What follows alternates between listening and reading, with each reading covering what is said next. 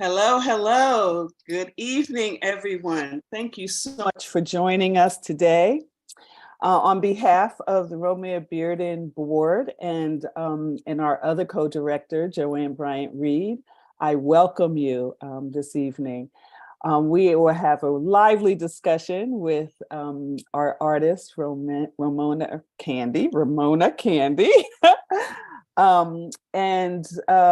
will open up for discussion a little later, and you will be able to put your questions in the chat, or I think we're using the Q&A, not the chat, but the Q&A. But either way, we will get your messages and we will engage her live. I know we talk about this being live. It's the next best thing right now.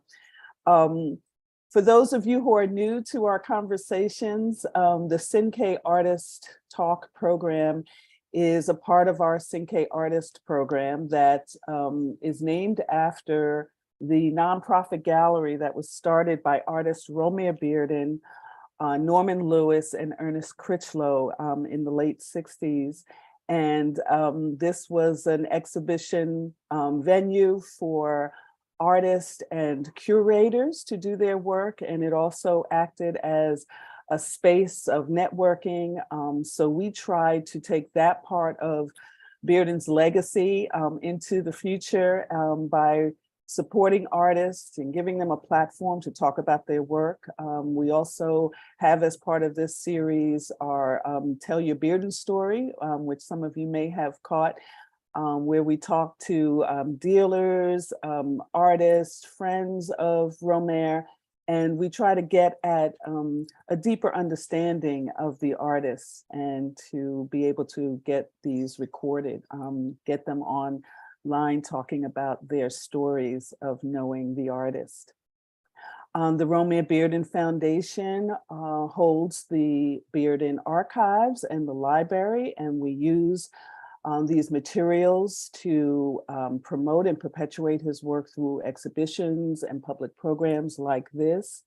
We also have launched with the Wildenstein-Plattner Institute, the Romare Bearden Digital Catalog Resonate Project.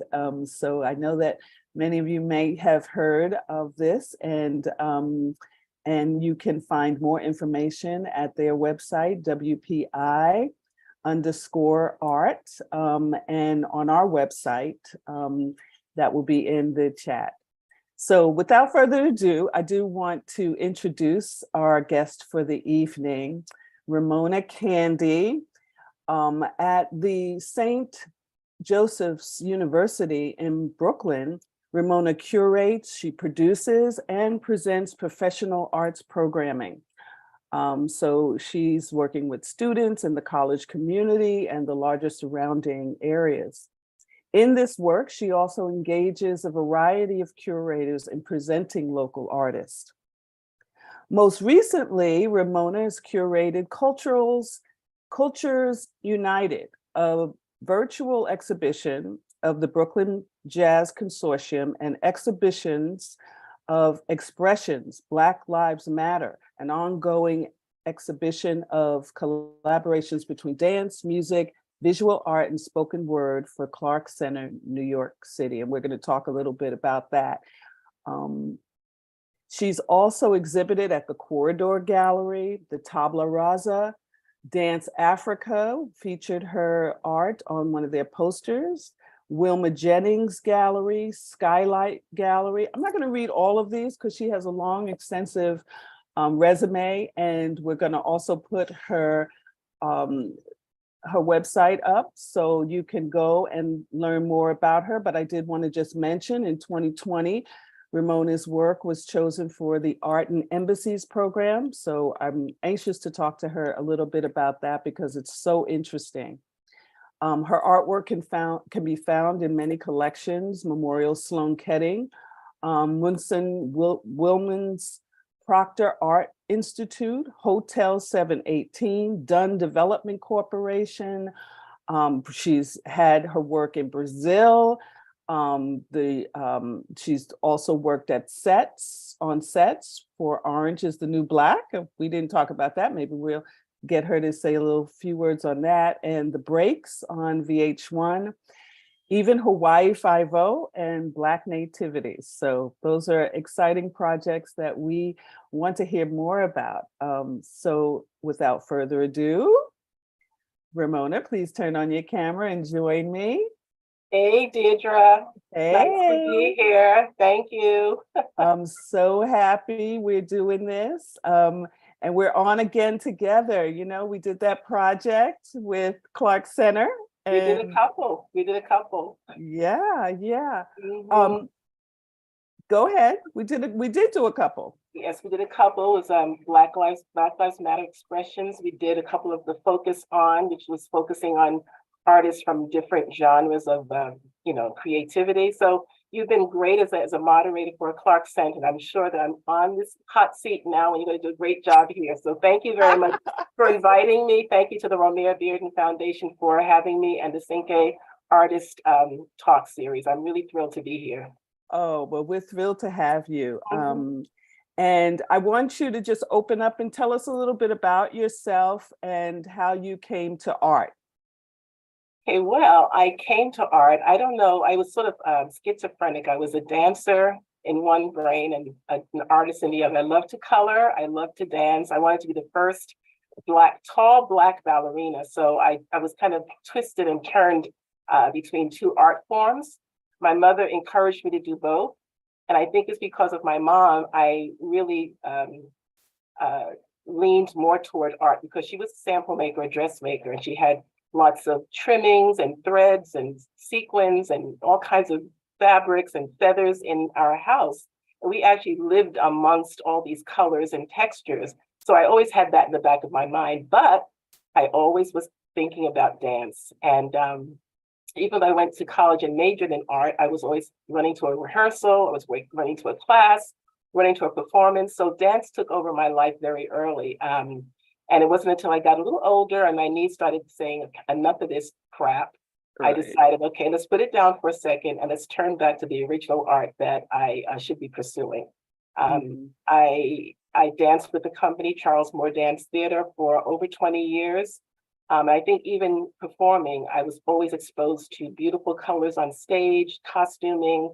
There was always art in my life, whether it was in the dance form or on the street, in my mom's house.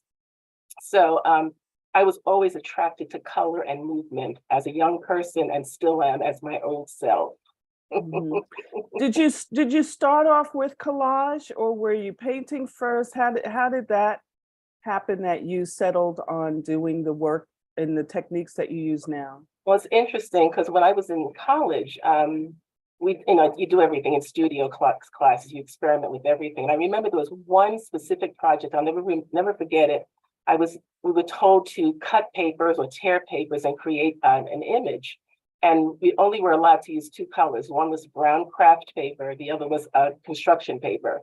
And I remember, I could still see the piece. I wish I had it, but I can still see that piece. And I really was attracted to that. But again, as I said, running off to rehearsals and classes and performances, I put it back in my storage area. So when I came back to my art, for some reason, I remember that tearing and cutting process, that it was so attractive. It's sort of sexy in a way, because I don't always cut, I tear. So the sound of the tearing, the way the tearing feels, it's just kind of a very sensual, tactile thing. And I really like that. So the first piece that I remember creating was The River, which you'll see later. And that just took me to all kinds of places with cut paper. And I didn't use many colors in that piece. It was almost similar to the piece I did in college, where I used two colors.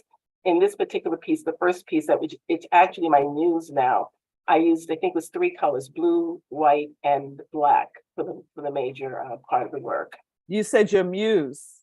Yes, because that's a piece I will never sell. I've been asked, if it's available, but I will never sell it, because every time I walk past it, it's in my apartment.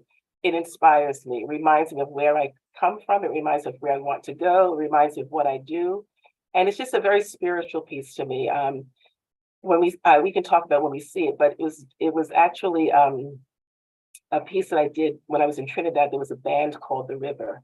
and they were, you know, festive and reveling in the street, but they were all in all white. It was the first time they had an all white band, white in terms of the colors they were wearing.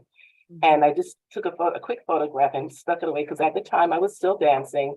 And years later, I found this faded out photo. I said, oh my God, you know, and I used that as the inspiration. But when I completed the piece, I realized the piece looked like people would say it was a baptism, a wedding, some kind of ceremony. So it turned from a piece of revelry to a piece of respect and adoration and community. So yeah, so it is my muse. It reminds me of so many different things. That's beautiful. That's a beautiful way to think of it.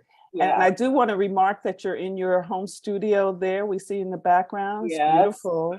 Very nice to see you surrounded by your work. Well, it's the only place I can put it. It's like no wall space. Right. That's right. That's right. That's right. Let's look at a few works. Okay. As we're talking, I wondered if you wanted to tell the story about Bearden and collage for you, or if you want to, I don't know, save that for the end. I can tell you now since you brought it up. It's funny because when I started creating my artwork, again, after my dance, and I still fiddle around with dance. I still do workshops every so often, and you know, I still talk about dance. I work with Clark Center. But when I first retired from dance, I started my artwork and I would create, like I said, the river, you'll see it in the river. And people would say to me, oh my God, your work reminds me of Romare Bearden. And I heard the name, I kind of knew what his work was like. But when I was in college, the only art history that I studied was old or dead white men, you know, people who were dead for many, many, many years. So, and I kind of swished through that because I was, again, going to classes, going to rehearsals. And I really didn't know who and what Romare Bearden really did. My focus at the time were people like dance people like Catherine Dunham, you know, Charles Moore, Chuck Davis, Asadata Deborah, Alvin Ailey, Tally Beatty. So I wasn't focused on the art world as history. I was more focused on dance. So when I found out who Romare Bearden was and what his work looked like, I was extremely honored. Of course, most artists don't want to be compared to another artist, but I was truly flattered that people saw my work. You know, it reminded them of Romare Bearden. But I don't copy though. This is before I knew who he was and what his work looked like. So this piece, Moon Dance, and you know, I think I also realized that Romare Bearden, a lot of the work that I'm familiar with, he used a lot of blues. You know, there's a blues with a very prominent color in some of the pieces that I remember. And this piece is actually, it's called Moon Dance. It's a dance I did. The first dance I ever learned when I danced with Charles Moore, the Charles Moore Company. This is the first dance I ever learned, and it's one of the very early pieces I did. And all those women in the piece are people I know. So whenever they see the piece, oh, that's me. It's okay, whatever. Right. It's beautiful. You know, in what you're using here is mostly colored paper. I see some magazine, perhaps, or photographic material.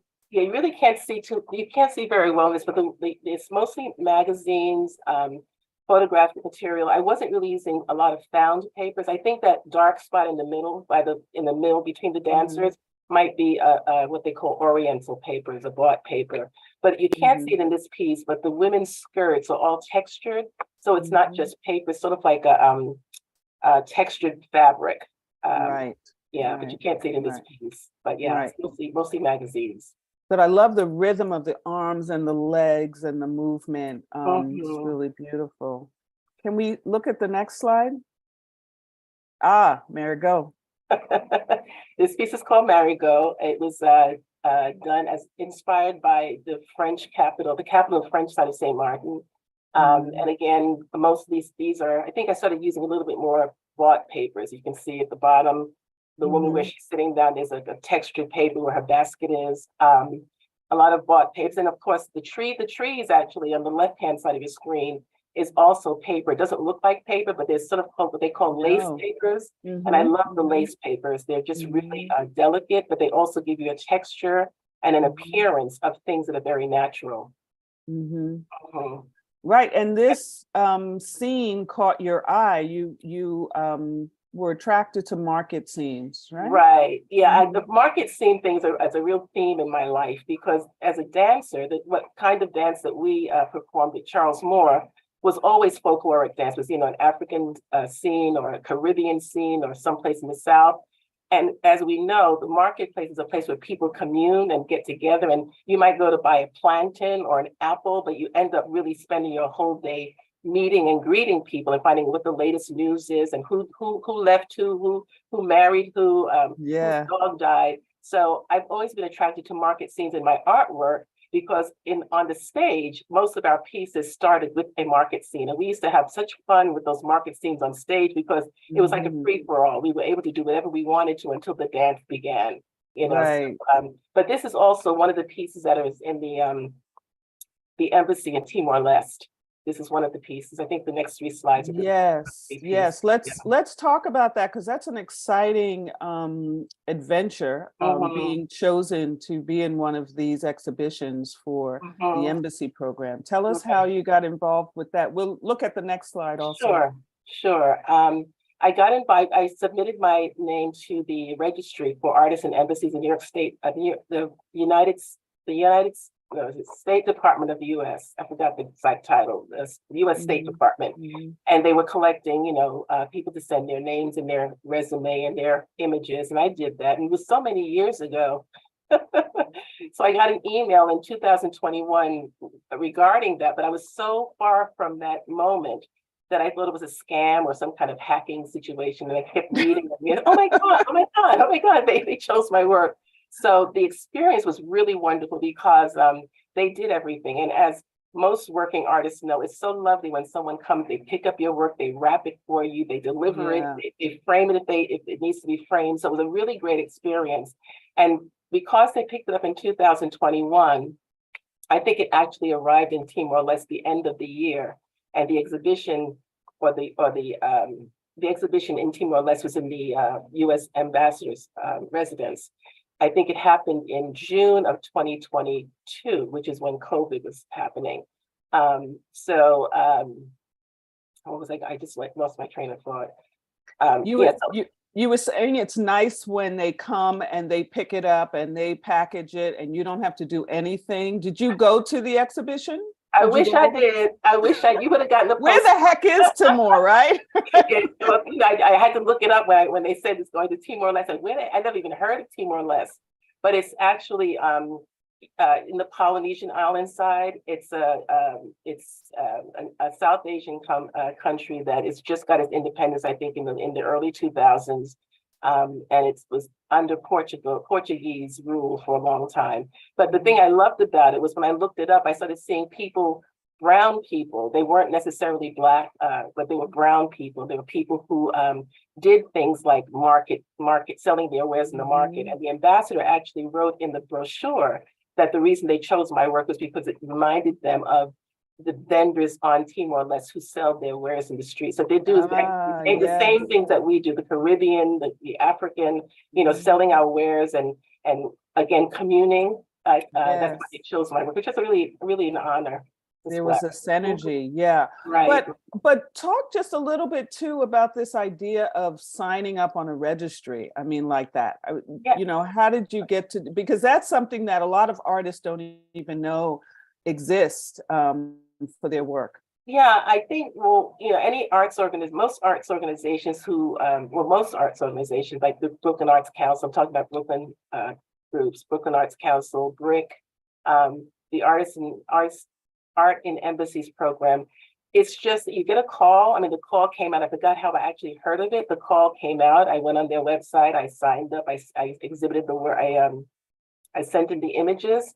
And as I said, it just sits there. I mean, the registry is huge. I mean, just under the seed, there could be 200 people or Yeah. 300 or 400 people. So it's a huge registry. So to be chosen out of the registry was really, quite stunning to me. That's why I thought it was a scam. Mhm. Not that I disrespect my work, but it was just so long that I signed up.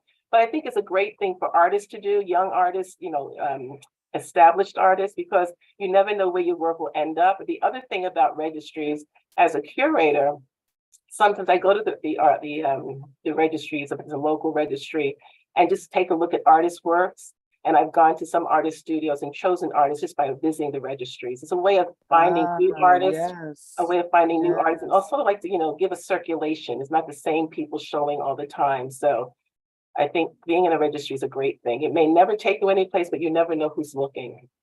Right. I wonder how that work has changed with the internet. So Mm. many artists are posting their works now on Instagram, and I'm sure that gallerists are, scoring through those pictures, looking for new artists that way as well. Right, I was going to say, I think Instagram probably has taken the place of registries because Hmm. everybody goes to Hmm. Instagram now. And when an artist tells me they don't have an Instagram page, I'm a little sad because it's you don't have to. I spoke to an artist the other day. Well, I spoke to his aunt. She said, well, my son wants to be in your, my uncle, my nephew wants to be in your show. I said, does he have a website? No.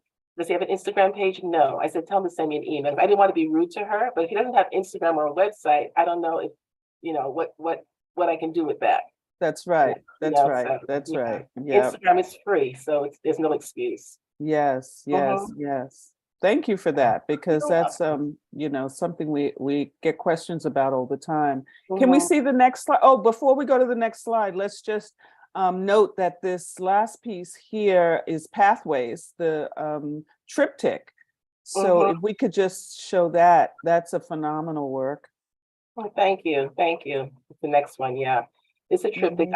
I was a little surprised they asked for that because the other two pieces are so similar in terms of Mhm. the locale. The first piece was a market scene. The second piece was actually Bay Street in Nassau, Bahamas, where people buy lobsters and conch shells and Mhm. clams Mhm. off the Mhm. boats. This piece Mhm. has nothing to do with any of that, but I'm glad they chose it. It Right. was basically just something I was thinking was I love working with circles when I do abstract Mhm. work, which is not often. I love working with circles, and this was just a Yes. way of working with circles. Yes, it's Oh, beautiful. thank you. Beautiful. And did it turn into a triptych, or did you intend it to be three pieces? I intended it to be a triptych. Yeah, Yeah. beautiful, Thank beautiful. you. Hmm. And All this is right, let's go you can ahead. you can see some of the papers that I use as paper, but also I use as texture. So if you look at it, you can see some rough spots there, like the rough. Yeah, That's actually paper that I've painted over. So sometimes, yes. depending on the texture of the paper, I can use the paper as just paper as itself. There's no straight paper on this piece, I don't think. I'm trying to Hmm. remember. But you will Hmm. see paper like that yellow circle on the bottom right. That's Hmm. actually the paper is just gorgeous. It's just circular and it's a spiral. So I just put Yes. that and I painted yellow over it. So it's really paper with paint over it. So I love using Yeah. paper as texture as well as color and fill in. Yes, yes. And I think I saw in a video on your website, you actually working on a piece in progress, and you were literally putting the paper up. I don't know if you were going to take it down or not. It was very improvisational way of working. Do you work from sketches or? I do work from sketch. I work with sketches. Sometimes I use photographs. I start with a photograph. I also do a sketch. Um, Mhm. but it is improvisational. I always work with music. So that's the first thing. And, like I said, dance is always a part of my process, Mhm. whether I'm Mhm. dancing or walking or I'm painting or creating a collage. And I love being improvisational because I think paper has that tendency. It's so funny. Sometimes I will cut a piece of paper and the piece that I don't use, it falls on the floor. And I'm Mhm. working. Oh my God, that piece will fit right here. It just works. It's just Mhm. a instinctive way of working. It just works. It might not be the piece I cut out, but it's the leftover piece will be right for that spot. So Right. I Right. try not to plan a lot of things. I try to Mhm. let it speak to me. Yes, Mm-hmm. yes, that's a wonderful way to work. Can we Mm-hmm. see the next slide? Oh, yes, this is Dance Africa. How did that come about? That's so fabulous. Someone was a local politician who knew that I did artwork, and every year they ask for an artist to submit work for. They actually invite an artist. It's not a submission. They invite artists to do the work. Now, this piece I had done. It was already a piece, and it was completed. And someone saw it and said, this would be great for Dance Africa. Now, the thing about this piece, this is actually another dance that I did. I don't know if anybody remembers who Chief Day was. Chief Day was a master drummer. Yeah. That is Chief Day. It represents Chief Day because he taught my company. We were the first group of women that actually performed a shaker piece on stage. A shaker is it's an instrument we're holding. And Chief Day was a not Chief Day, a chief shaker play. He taught many people how to play shaker. I think women of the Calabash went through him. And so this piece, and there's another piece that follows it because it was 6 of us, and he was singing and playing the shaker with us. It was very special to us to perform with him. So there's a Dance Africa piece. When they asked me to, they wanted to use this image. I said, sure. They used the image, and it was just wonderful to see my work. It was on subways, it was in bus shelters. It was hanging up outside of BAM and these huge banners. So it was really one, and the T-shirts they did that year were, I think, the best T-shirts Dance Africa ever did. I'm not being, of course. It really was the best T-shirt. It really was. But the great thing about this experience is that I was one of the first cast members of the original Dance Africa in 1978. We danced in Dance Africa for about 4 years. The same crew of people danced in Dance Africa. It started with my company, Chuck Davis, International Ballet, and Dinny Zulu in Charles Moore. So to come full circle, to ask them to be asked to use my artwork, it was just such a pleasure to say I danced in Dance Africa, and now I provided an image for it. So that is a fabulous coming together of your lives. Yes, your really work lives. Yes. That's great. And the talk a little bit about how the drums or the shekarays are the texture that you use there. It's really sparkly. It's lace papers. If you look at the red that's underneath the little specks, that's a lace paper. And I actually love lace papers. You can use them for anything. And then what I did to create the beads, because a shaker is a gourd covered with beads, for anybody who doesn't know, it's a gourd that's covered with beads, and the beads are strung. So the lace paper is the string, and the beads, I actually cut paper very tiny, like confetti, and just threw it on to make it look as bead-like as possible. Yeah. This piece has a lot of movement in it. How do you get music into this work? It's really dynamic. Yeah, I think just being a dancer and just loving the flow of movement. I mean, I could be in my apartment even now at my tender age and start dancing down the hallway. It's just something I love. I've always loved movement. I've always been someone who's moved. And I think just taking the human figure and not contorting so much, but taking the human figure and putting it into some kind of form that it takes you somewhere. Like when the woman is like that woman, that's something that I've seen us do. We've danced that way. There's no way I can get away from that. I could not create a straight figure knowing that I've done that piece before. So it's something that I've done, something I experienced. Yes, and your Caribbean background, the kind of gestures that you make, right? Yeah, absolutely. Which is, what I say when I talk about myself, I didn't say this in the beginning, but what inspires my art is my Caribbean background. My father was Haitian, my mother's mother was Haitian, and my mother's father was from Grenada. Growing up in Brooklyn, and dance. So those 3 things put together are the inspiration behind my work. And all of those things put together is a rhythm, it's a culture, it's heritage. Yes. So And it's a collage. Yeah, absolutely. That's right. It's a collage. Yeah. Oh yes, I love the texture and papers in this, and the gesture, his gait. I mean, it's just beautiful work here. Thank you. This was done during the COVID era, because it was so many. There've been. I mean, it's not just COVID that brought this up, but there's so many young boys who were not coming home. They were, being stopped and killed by police. And I just was inspired to do this piece that basically is an homage to those boys and their mothers, saying, please come home safe. And the fact that he's carrying these flowers is showing how innocent our young men are. coming Yeah. back to school with flowers for his mother, he may not ever reach home. So this piece is very special to me. It's kind of bittersweet, but it means a lot. And the texture in his shirt is paper. It's just, again, I find a lot of papers that have, I think it's actually string in the paper. Oh, yes. And then I Yes. use a lot of, as you can see in the brickwork in front of him, Mhm. that's a paper. But again, I put paper on top of the paper to give it a little extra texture. Yes. And then Yes. the way he's walking is just a combination of different papers and paints. Yeah, it really comes alive. It Yeah. comes alive. Yeah. And of course, his sneakers are part magazine. But what I love to do is when I want something, I want a sneaker, but I don't want to really create a whole sneaker. So I'll just take a sneaker and cut it up. Right. So, you see part of his sneaker on the left foot is one Mhm. thing, and the other part is on his right foot. So it gives it a nice sense of Mhm.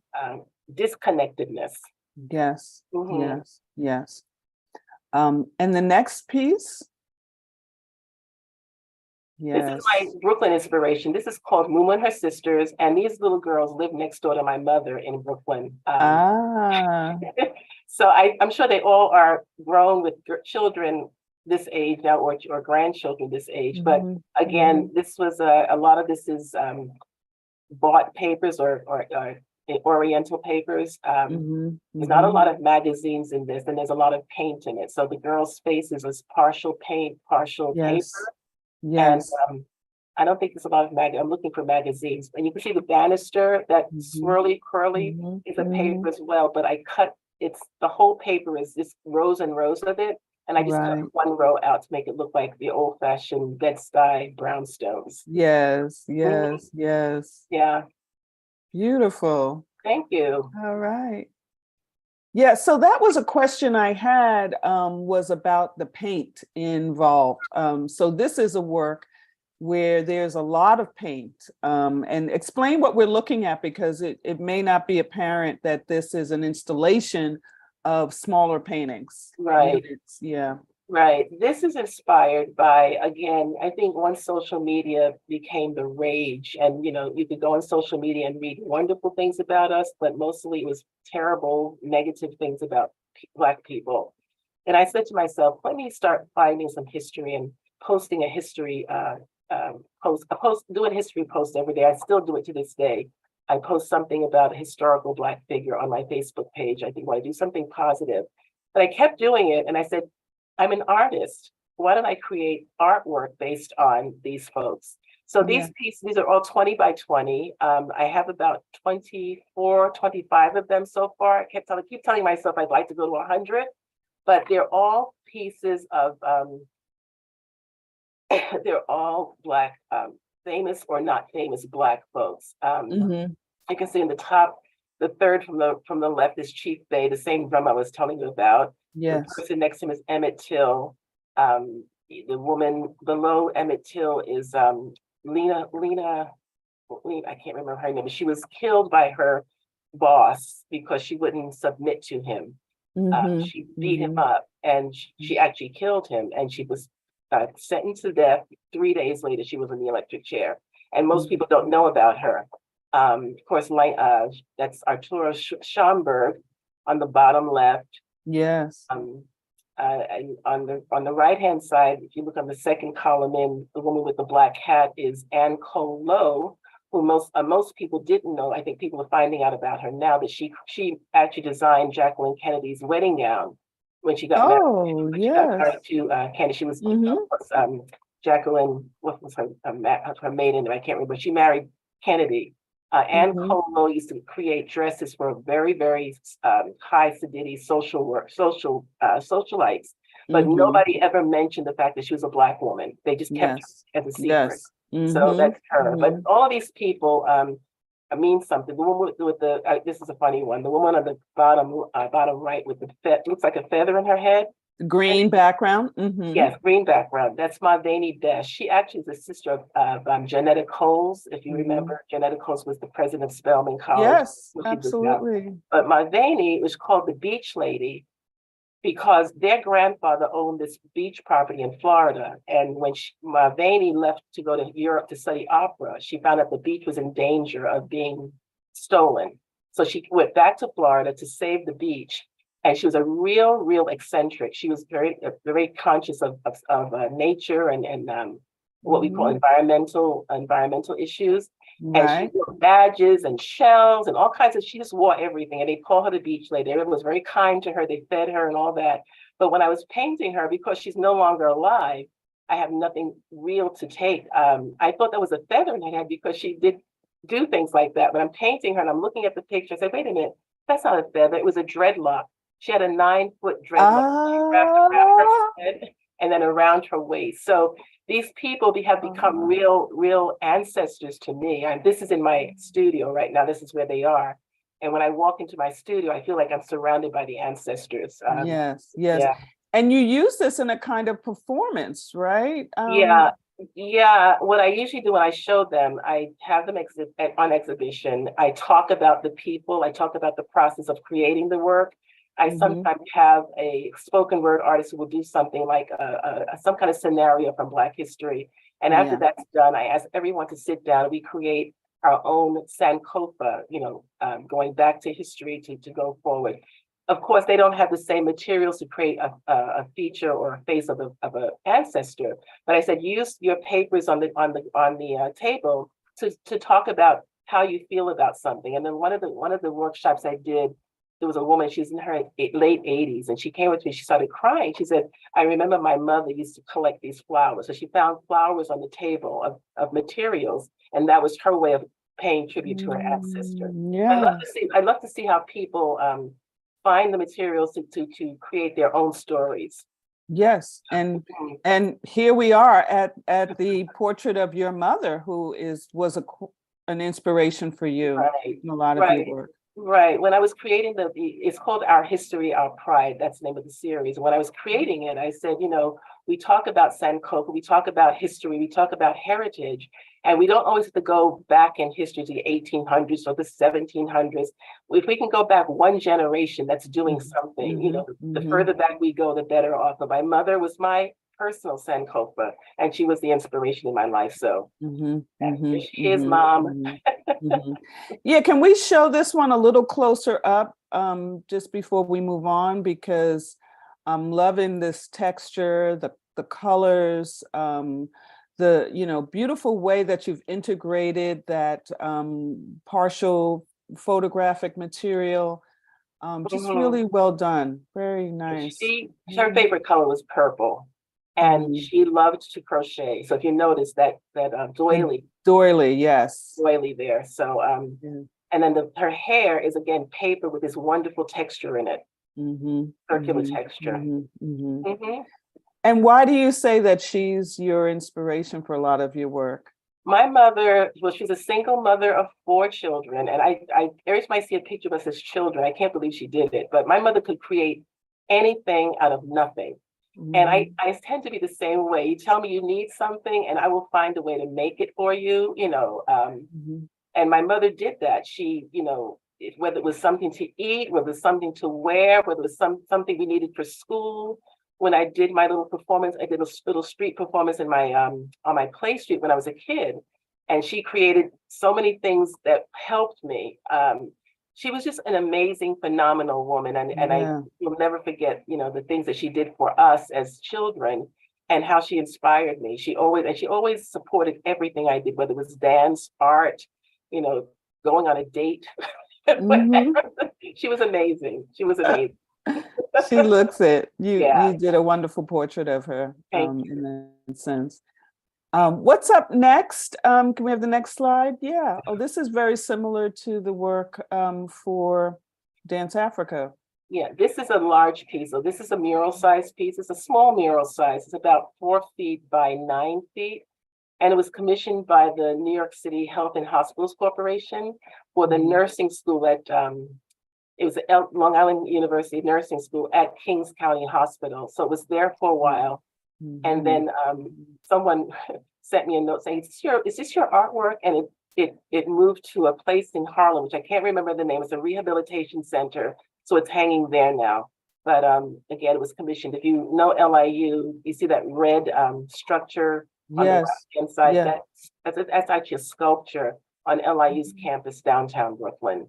So I'm Oh, trying to okay. incorporate some of LIU, and also the fact that these are nursing students who are probably, struggling every day with classes. I wanted to be something that would lift them up. It's time for Mhm. play, there's time for music, there's time for joy. Right, Yeah, right. Beautiful. yeah. And most of that in the back is paint. Mm-hmm. Mm-hmm. Um, yeah, this piece is a larger mural piece that I did for a project called Art Curian. It was Mm-hmm. 40 artists who all created murals. It was 5 feet by 10 feet. And it's called Shine. And when I first was asked to do this, I said, oh my God, a collage that large, wow. Mm-hmm. But it ended up being a lot of fun. And as a matter of fact, there was an artist who was one day working in the same studio with me, and he kind of looked at me like, poo poo. Art, a Mm. collage is not going to work this big. I just looked at him and said, whatever. And and No, that's what it happened. does work. Yeah, yeah, thank you. It's glorious. Hmm. It's the sun, it's the energy. And I love something that you do a lot in your work. You do these sort of transparencies and translucencies throughout the work. And so the color is really moving. Hmm. It Hmm. moves. Yeah. It goes in and out. And this is really a fireball. Yeah, thank you. A lot of Yeah. the translucency comes from, I was doing printmaking. I really have to get back to Mhm. it. I love printmaking. I started learning to do printmaking with master printmaker Shayla Golobaratko, but she moved to Florida and I sort of lost my passion for looking for someone else. But I have to get back to it because Mhm. the printmaking really allowed me to get a little freer with abstract work. And it also Right. showed me how the layers work in terms of transparencies and translucencies. So Yeah. that helped me a lot working as a printmaker. Right. Right. Yeah. Okay, Mhm. let's speed up a little bit on the images because we have a lot of questions coming in. Okay, this is basically anybody who knows Brooklyn. This is the Brooklyn Bridge. If you want to go to the next slide, um, Yes. as you can see, I can use a lot of magazines. The bottom left is a magazine of a tree, magazine Yes. of a tree. But then in the middle, where the supports for the bridge are, there was paper, and I actually have a subscription to Architectural Digest because the best papers for things like this are papers from an architectural or home decorating magazine. Good point. The paper's a good stock. There's always a good texture. And as you can see, I talk about lace papers a lot. If you look at that blue going across the top, that's all Yes. lace. And I just love lace papers. They have such a beautiful ethereal way about them, and they do everything. They can be solid, they can be transparent. As you can see, this is for transparent. So yeah, Right. and then the black piece at the bottom is also a paper. I forgot it was a textured paper. And I forgot where I got that from. Yes. Yeah. Yes. Hmm. Beautiful. Beautiful. And Let's yeah, this see. is the river. This is the piece I was talking about in the beginning. That was Your muse. my muse. Yes. Yes. And it was actually, like I said, there were people just kind of hanging out, taking a rest from jumping up, as they say, playing mass. But when I transported it to this, and there was no river in the picture, there was no river in the image that I was watching. But when I translated it into this, a river appeared, Yeah. unbeknownst to me. I did not create it Mm-hmm. to be a river. Mm-hmm. The name of the Mm-hmm. band was The River. So again, Mm-hmm. it's my muse. It's hanging right outside, and I'm not ready to sell it yet. That's beautiful. My family's Yes. not taking dibs on it, but I'm not Mhm. going anyplace anytime soon. Yes. Yes. And this piece again, it's mostly uh, um, Oriental papers. There's not a lot of magazines in this. Mhm, Lace mhm, papers in the mhm, sky, mhm, that blue sort of sunburst paper. And this mhm, is inspired by a piece called Les Glaneuses by Millet. mhm. Every Haitian house that I went to, as a child, had the painting, the Gleaners, Les Glaneuses, the Gleaners. So Ah, every Haitian house, my grandmother had it, my mother had it. Everybody, when you went to a Haitian house, you saw that painting. Not and this. that's an older French Yes, master painter, right? yes, Yes. exactly. So Mhm, mhm. I thought, because they were in Haitian household, that the women in the painting were Haitian, Yes. until one day a Polish woman came to my house and saw the painting in my house, and she said, "Oh, you have picture of Polish ladies." I said, "Polish ladies." And I realized it's a worldwide phenomenon that we have people who Mhm, labor. people who work. Yes. So Yes. this is my tribute to Les Glaneurs, the gleaners, to Yes. my Haitian people and my Polish people too. That's right. That's right. Yeah. That's right.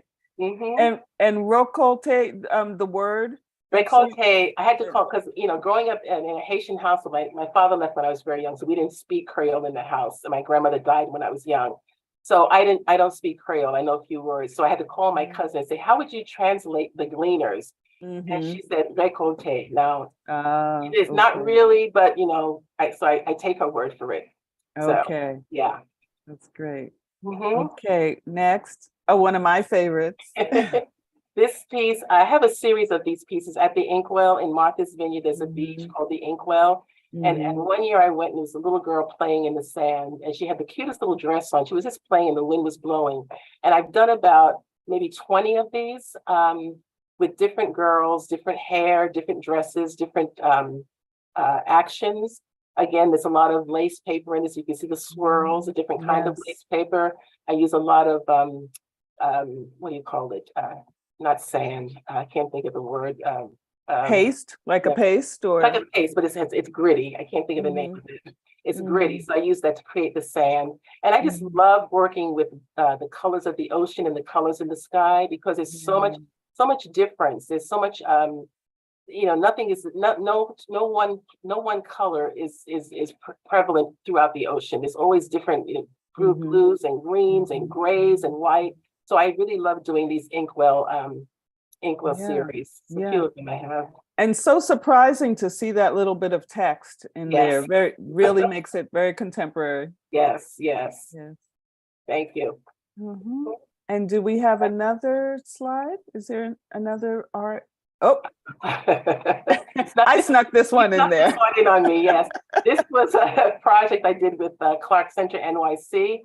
We were talking about Black Lives Matter and how, I said to my colleagues, I said, everybody's talking about Black Lives Matter, Black Lives Matter. This is again when George Floyd was killed and people were on the streets and COVID was here. I said, I'm tired of hearing about it. Let's do something that really talks about how we can collaborate with each other to understand what the whole movement was about. So what I did was I gathered visual artists to submit artwork to me, and then I asked dancers, musicians, poets, spoken word artists to take a piece of art and interpret it. And we had some really wonderful outcomes from that. Uh, Yeah, yeah, yeah. so it was great. That was magical and a very unique Yeah, kind of collaboration. yeah. Um, a lot of wonderful things were happening during COVID, Uh, but that was one of it, that you had artists who were, thinking in that way about other people's art and how to produce it and how to continue working while they right. were in shutdown. Yeah. Right, right. Mhm, And mhm, how to actually, keep yourself lifted because, mhm, I think art for artists and even people who aren't artists, there are a lot of people taking up art classes mhm, on Zoom or whatever, mhm, just to keep themselves outside of that depression that we were all going through and still are to a certain extent. right. So art was a great escape, a great healer. Mhm, And mhm, I'm really happy that I was able to be a part of the Clark Center project and also to create as much work as I could, which, we talked about this, Deirdre, sometimes you work with other mhm, artists, you're busy promoting artists and curating and finding curators and finding artists. Sometimes we forget to create our own work, but we don't have the time or the energy to create our own work. So it's been a challenge sometimes for me to mhm, get to my work, but I try to create as much as I can. But I do love working with other mhm, artists. I absolutely mhm. adore it. Yeah. And that and the challenge comes from being an administrator. I just want to make that clear, that that you are working every day in that capacity, but it's not all, it's not all fun curatorial work. No, no, no. It's. I mean, just the other day, somebody goes, Do you have to remind your finance office to send me a check?" I said, "I don't have to remind them to do anything. Just chill out." Uh-huh. So Uh-huh. it's stuff like that, and Yeah. organizing artists to get their work to a place on time. Making sure they pick it up, making sure they Mhm, have the right hanging equipment, making sure they mhm, wrap it correctly. And I love that because I'm a perfectionist, and I worked in corporate America for a long time, so I'm really organized as an artist. So I love passing that on to other artists, how to wrap your work properly. This can't hang if you don't have the right hard wire behind it or the wire behind it. That kind of thing I love doing when you're working with young artists, especially. I remember there was one artist who did a show, and he was a new artist who was just started Pratt. He lived in the South Bronx. He was Dominican. And he brought his artwork, his photographs to me. And I said, okay, there were photocopies of his photographs. They were like 5x7 in Dwayne Reed plastic frames. Oh, wow. And I felt so bad for him. I said, I'm going to reframe these. I didn't want to tell him, I'm not going to take the photocopies. They were good photocopies, but they were photocopies.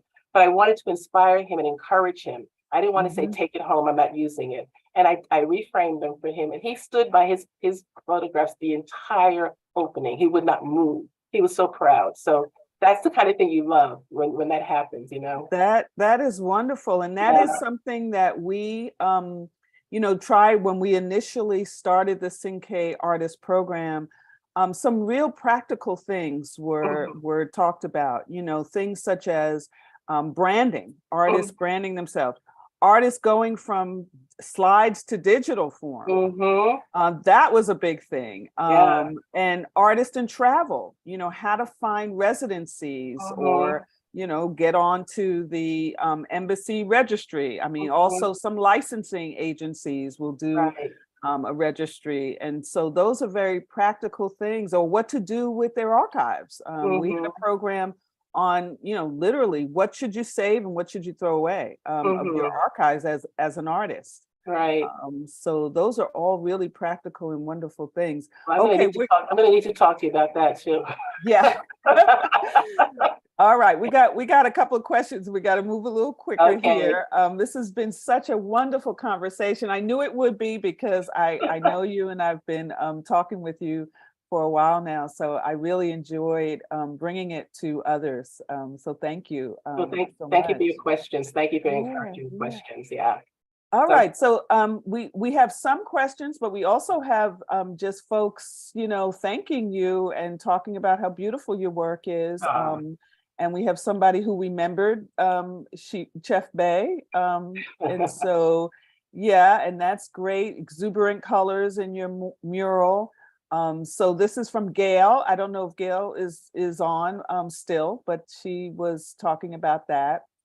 And Claudette, she didn't have a question, but she wanted you to know that she was on, and she says you're her big sister and she's incredibly proud of you. Okay, is she your actual big sister? Yeah, I'm her big sister. She's my sister, yes. Okay, that's great. Hi, Claudette. Thank you. We had a comment from Sarah Drake. Thank you so much, Deirdre and the foundation, for doing these events. The artists are so talented. Sarah Drake is an educator, and I know her. She's a teaching artist. I've been in a creative slump. Ramona's work is inspiring me. That's great. That's good. That's wonderful. Okay, Gail was back with a question. What is your process for your gorgeous collage, especially the girl on the beach? Yeah, we like that one. Well, there's no inspiration in terms of an image, except it's from my imagination. The one girl many years ago that I actually took a picture of her, and that was it. But all of them have been from my imagination. So the thing I love most about doing that is I get a chance to work with the movement, as you said before, Deirdre. It's wonderful to sort of make that character move through the wind, or if they're tipping their toe in the sand, or there's one I have where the girl's holding her head against the wind. So I love using the movement. What I do is I usually start with a simple wash of acrylic paint, sort of give me the form. And then little by little, I just keep layering paper, and then I use some paint. So a lot of the paper that you see is layered over other paper. It's never just the paper's there and that's it. It's always layered. I might say, I don't like the way that looks. Instead of taking the paper, I'll layer something over it. So it's just layers of paper. And so do you also just have scraps? I know that you use, Japanese handmade paper. Some of that paper is very expensive. I don't know whether you would throw it away after you use part of it. No. I have so many scraps, it's ridiculous. And as a matter of fact, when people come to my house, they'll come into my studio and say, they'll pick. I said, don't touch anything on the floor. Don't touch any papers on the floor. because I usually gather them up and, whatever I need, I put in one place and the rest of it's a tissue, dirty tissue in the garbage, but I don't throw papers away. So I end up having I'm like a paper hoarder. Yeah. And then also people would ask, about knowing when a work is done, such as this. I mean, you've done a lot of these as a series. So are you able to quickly move on to others? Do you work on several at one time, or do you wait until you complete one and go on to another one? I'm usually working on several pieces at one time, whether it's the Inkwell series or, I have 1, 2, 3 pieces in process right now. None of them are Inkwell, just because I like to kind of get away from something for a minute and go somewhere else. And I come back with a whole new vision of what I want to do. So I'm usually working at least 3 pieces at a time. Sandra Rivera. Hi, Sandra. Ramona, okay. What inspiring art. I look forward to the exhibit and being able to sit and be with the art at my own pace. Well, one thing we can say to that is that Ramona has a beautiful website that you can see more of her work, and you also blog. So we do have access to a lot of your work. So what is the themes of your blogging? The blogging I started 10 years ago when I turned a lovely age, it's like the age of realization. That's a good answer. I like that age. And I started the blog, and basically it's not about art per se, it's about me and my life. It's called oh God, now all I need is can't think of the name of the blog, but it's Reflections of a Superwoman is the subtitle. Okay. Now all I need is a cape. That's what it's called. Now all I need is a cape. Reflections of a Superwoman. So it's basically things that I've gone through, like talking about girlfriends, there's a whole blog in there about my father when he left. That one's the most precious to me. There's one about Haitian grandmothers. There's one about growing up in Brooklyn. So it's just a variety of stories about my life and how I can inspire other people, or how I am inspired by people. And that is one of the goals of this talk series, is to really kind of get into the artist studio and be able to hear about process. I think that is the most fascinating thing. People are always wanting to know how works are produced, and you've done that beautifully tonight. You're getting so many accolades. Love learning about the process. Beautiful work, so inspiring. Nikki Young. I can't name everyone. Thank you, Ramona, for sharing the beautiful work. I do have a question. Someone wants to know in the chat about upcoming projects. You do have some things in process right now. Any exhibitions? Well, I'm supposed to do an exhibition in New Jersey, but that's still very, very tentative. So I can't talk about that. But I am actually curating a show, the next show at St. Joseph's University. It's going to be based on ancestry. And I don't usually do quote unquote Black history shows. I hate being asked to do a Black history show, but I do them. But I don't call this a Black history show. But what I usually do at this time is a show from late January to early March.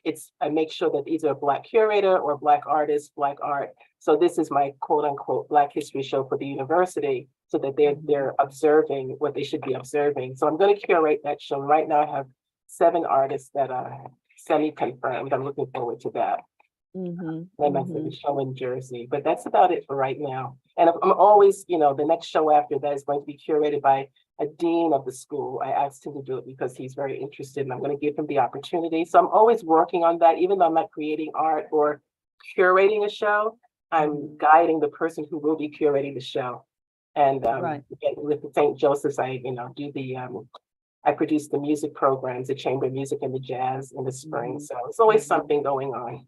And with St. Joseph, is there are they looking mostly for Brooklyn artists, or do they have a particular philosophy on what kind of art shows they like to It's up to me. I run the whole thing. It's up to me what I want to present. So I the funny thing about COVID, not funny, but the one positive that came out of COVID in terms of these programs was I couldn't do any on-site art shows or music shows, but I was able to talk to, like, there was the artist, this Shayla in Florida. I was able to do a Zoom with her from Florida, which was great because, I wanted her to be part of this, but I did the Zoom. There's another artist who was in what's that place? Minneapolis, I think it is. I had her come on to do, she has a lot of murals all over the world. Another artist I work with, Yazamani, he does these worldwide interesting installations. And then with the music, I actually was able to get a Zoom into one of the local churches, and oh God, and the organ. You can't bring an organ into a space, but you can bring a Zoom into the space where the organ is. So it kind of lent a little bit of creativity, a lot of creativity for me. And again, it's really up to me what I want to do, which artist I want to bring in. Do I want to bring an artist from a different planet, or do I want to bring just artists from the neighborhood? But I think it's important for people to see artists, from wherever they can come from. That's why it was great to do the artist in Jacksonville. Like, I even brought what's her name? Oh God, she's a sculptor in upstate in White Plains. Vinnie Bagwell, she did a beautiful presentation for me at St. Joseph's. But again, you can't bring those pieces into a space, but you can bring the Zoom out. So they leave it up to me, and they've been very happy. They better be, because I do great work at St. Joseph's. And I think it's important for the students and the college community to see what art is really about. It's not just about people you see in museums, famous dead people or famous live people. It's about people who are working every day with their craft and do it well, and they can be on a wall somewhere and you can enjoy it. So right. I got a question. I have two more questions, and then we got to go. One question was about handmade paper. Do you make any of your own paper? No, I don't. You don't. There's so much wonderful paper out there. Yeah. And unfortunately, the place that I used to love to go to, I think it was called New York Central. I can't remember the name of it. On 2nd Avenue down in Manhattan. They had, and the paper came from everywhere in the world. You get lost in that place. I've gone there and spent $300 on paper, but they closed a few years ago. But there's so much variety with paper. I mean, I have people sending me papers. A friend of mine is to work with at Carson. She sent me a big package of little snips of paper. So I don't make my own paper. I think it'd be too time consuming for me now, especially with the small studio I have and the fact that there is so much paper available to me anyway. Right. Thanks for that question. Yeah. There was a comment from another artist on the line, Janine Prim, whom I know. Oh, yes. Hi, Janine. She said, Ramona is a multi-talented force. I got to know Ramona's art at Art Curian, which is where the large piece was done, right? Yes, her father actually produced that show. It's because of him. Okay. Dr. Prim, right. Yes. Okay. We have a connection with them with Romer. They were friends. Yes. Okay. And her huge painting was my favorite. Her art is so much fun and exciting, and I'm grateful to hear about her process tonight. Thank you, Deirdre and Ramona and the Cinque. Thank you, Janine. Thank you. Okay, and one more. Oh, okay. I'll just try to do one more. Gail is back, and she's saying, that it was worth staying up for. So she's in the UK. Oh, hi, Gail. I know which Gail that is. Thank you. Are purchases possible during your shows? My own shows or shows at St. Joseph's? Tell us about both. How do you sell your work? Well, I sell my website. If you're interested in work on my website, any originals on my website, we just contact me through my website. I do have reproductions of my work on my Etsy site. I have an Etsy store, so you can buy reproductions, and there's some originals on the Etsy site, but mostly it's reproductions. And the shows at St. Joseph, are they for sale? If the artist deems the work for sale, they're for sale. We've had some artists who've shown work that's not for sale, but most of the work is for sale. And the good thing about St. Joseph's is they don't take a commission. So, once a person is interested in the work, they just talk to me and the artist, and the transaction is made, and they get the work after the show is over. That's fabulous. Yeah. And I just want to tell you that your high school friend Aline is on. Hi, She's Aileen. so proud of you and your art. Thank you, Aileen. She Does she have a question? Yes, she says, do you travel out of the Tri-City area? I would love to see your exhibit in my DFW area. What is that, Dallas, Fort Worth? Well, Aileen, if you have a connection, just put them in touch with me. I'm willing to travel if someone invites me. Yes, and you can show them the video. You can show them the recording of this show Mhm. that would hopefully entice them to invite you out. That would be And great. I have a couple of videos on my website that people might be interested in seeing. The Art in Embassies has a video called 3 Questions, which is great.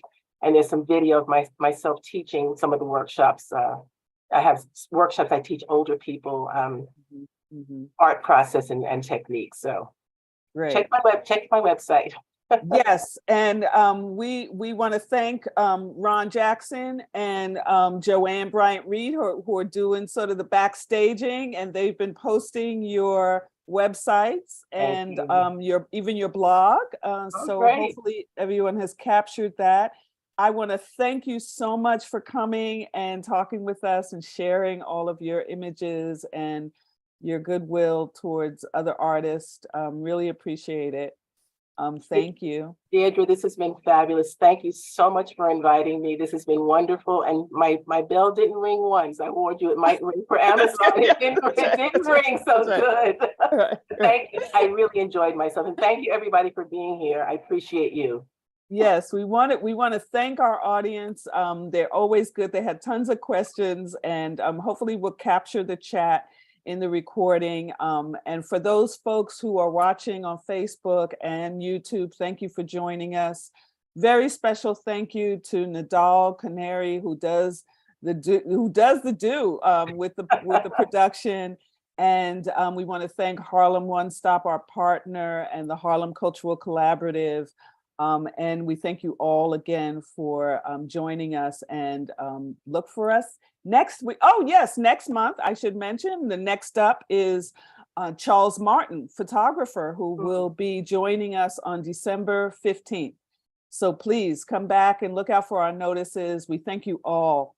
All right, good night. Thank you. Good night. Thanks, everybody.